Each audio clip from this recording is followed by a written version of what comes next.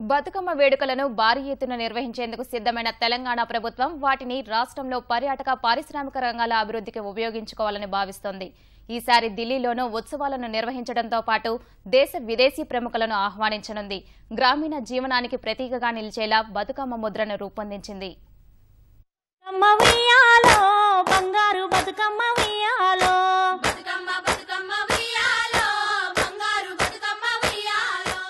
ఈ ఏడాది కూడా బతుకమ్మ వేడుకలను అంగరంగ వైభవంగా నిర్వహించేందుకు రాష్ట్ర ప్రభుత్వం అన్ని ఏర్పాట్లు చేస్తోంది.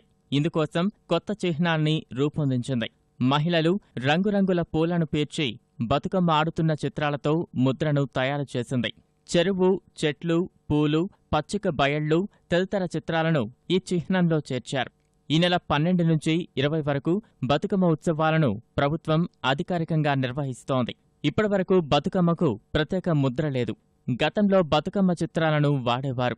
ముఖ్యమంత్రి కేసీఆర్ ఆదేశాలతో సాంస్కృతిక శాఖ ఈ ముద్రను తయారు చేయించింది. రాష్ట్ర జీవన విధానానికి ప్రతీకైన బతుకమ్మ పండుగ విశిష్టత, సంస్కృతి, సంప్రదాయాలు, మహిళా సాధికారిత, ఆడపిల్లల సంరక్షణ, ప్రకృతి ఆరాధన, చెరువుల పరిరక్షణను ప్రతిబింబించేలా ఈ చిహ్నాన్ని రూపొందించారు.